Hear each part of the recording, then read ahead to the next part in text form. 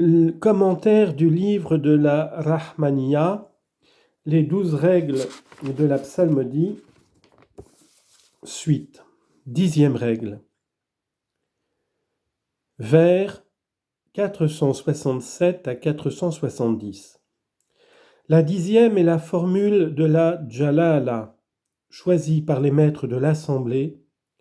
Aucune formule ne la surpasse pour l'illumination parmi tous les autres noms de Dieu. Commentaire.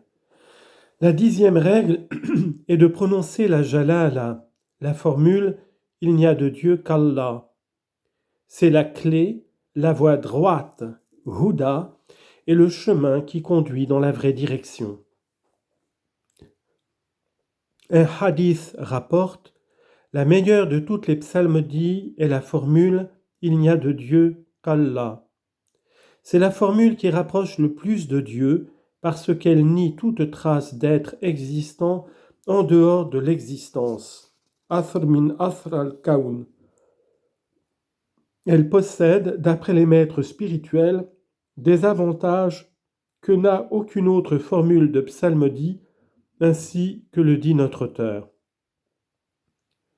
Un hadith qudsi, ou divin, rapporté par le prophète déclare « La formule « Il n'y a de Dieu qu'Allah est ma forteresse, et celui qui entre dans ma forteresse est à l'abri de mon châtiment. C'est la forteresse qui garantit de tout mal. »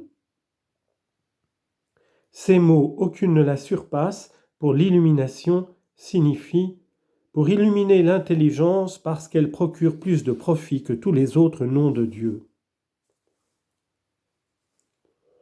11e règle, vers 471 à 474.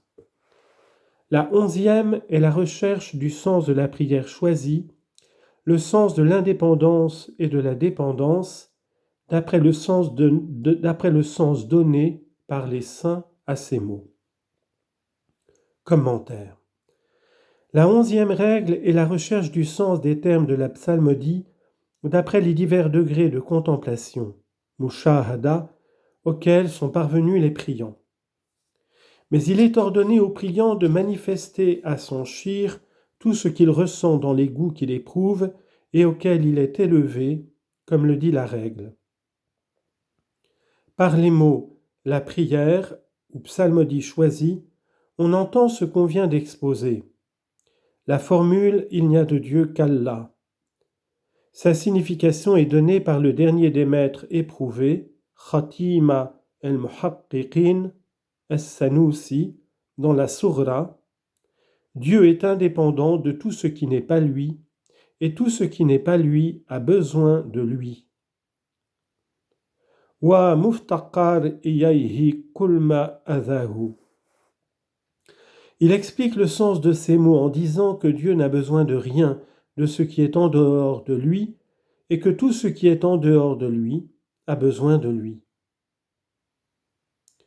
Il dit que c'est là le sens du mot uluhiyya, indépendance de tout en Dieu, dépendance de tout être par rapport à Dieu. C'est pour cela que notre auteur a dit « Apprends quel est le sens de la divinité ».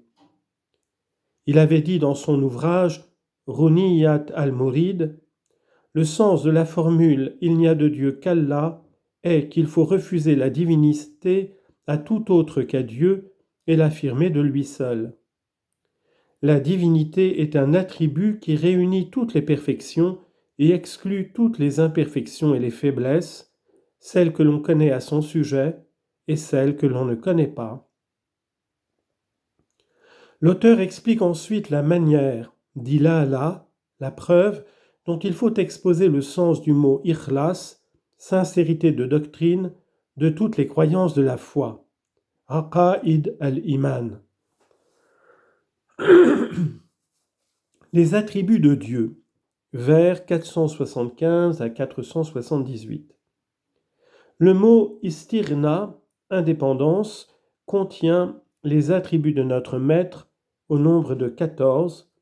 Les autres sont exprimés par le mot iftiqar, dépendance. Commentaire. Si tu comprends le sens de la formule « il n'y a de Dieu », tu sauras qu'elle signifie l'indépendance de Dieu à l'égard de tout ce qui n'est pas lui et la dépendance à l'égard de Dieu de tout ce qui est hors de lui.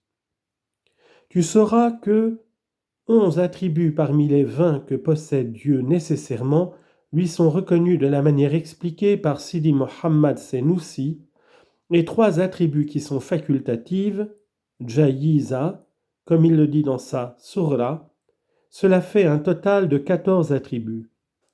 Les autres attributs nécessaires, wajiba ou facultatifs, sont renfermés dans la catégorie désignée par le mot iftiqar, dépendance de tout ce qui hors de lui.